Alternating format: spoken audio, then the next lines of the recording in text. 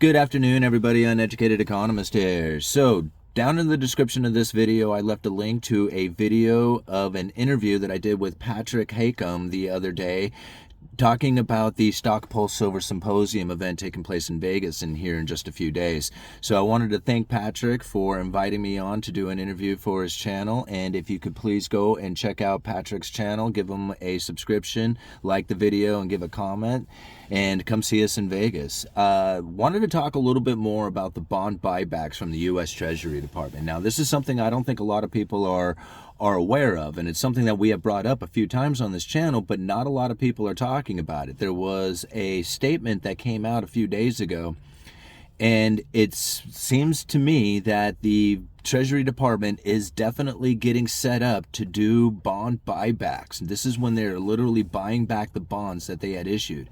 And the main reason for it, to keep the liquidity. They want to keep the liquidity in the bond market as the most deepest liquid market there is out there. Because if the treasuries all of a sudden find a position in which that there's not a lot of buyers out there, and the yields on those begin to rise, this will become very damaging as far as what it is that the U.S. treasuries are providing the world.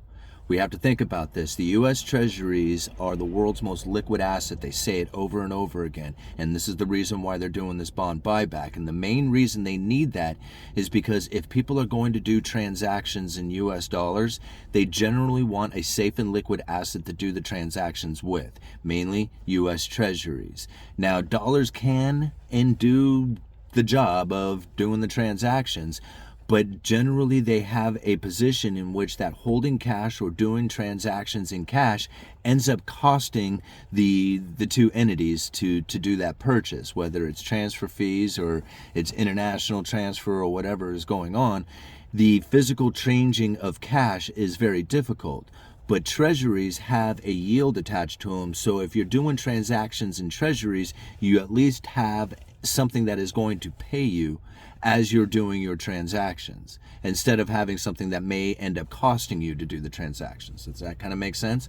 So U.S. treasuries being the safe and liquid assets due in U.S. dollars, and have zero doubt that you can go and cash them in like right now immediately, that is what the U.S. Treasury is trying to maintain. If they lose that capability, then you're going to find that the yields will start shooting up all over the place as the confidence inside of the U.S. Treasury begins to start to get in question, and that questioning is now risk, and risk starts to, starts causing the prices to drop and the yields to rise. Excuse me, and the yields to rise. So now we can see this evidence taking place right now, or at least we can see the preliminary talks of this evidence taking place right now within the articles that I leave down in the description of this video. So now what I think about what's really going on here is this is the liquidity crisis that has taken place. Okay, this is the liquidity crisis that is about ready to hit the economy, hit the world. It's hitting in a lot of places right now, and although it gets described as something different, it's a lack of dollars that is happening out there. See, when you go and you look at Argentina, this is a great example. It's one that I've brought up many times. Argentina is now trying to do international deals with China in yuan, right? Part of like the BRICS idea where they're going to get out of the dollar, de-dollarization. It's not because they want to get out of the dollars, because there is a lack of dollars available for them to do those transactions with. Even Whirlpool is setting up bank accounts in yuan to do transactions in yuan with China so that they can do their production for Argentina, right? And now again, it's not because of them wanting or finding the yuan a better currency to do these transactions. It's because there is a lack of dollars that are available for them to do the transactions with. That is the real problem. The Federal Reserve is in a quantitative tightening position. This is where they are literally bringing cash back to the Federal Reserve, and it gets destroyed. I mean, this is another way of saying it. Now, what has happened is during the quantitative easing, they had printed out a lot of money, right? Bought a lot of U.S. treasuries, mortgage-backed securities.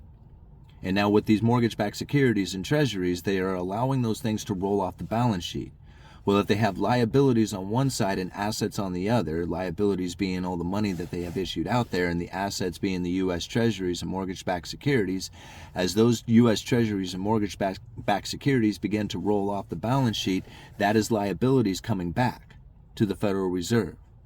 See, if they took a U.S. Treasury, once it paid the Federal Reserve back the principal plus interest, and they took that and they rolled it over into another Treasury, well, then that would keep the money back out there in the system, but that's not what they're doing.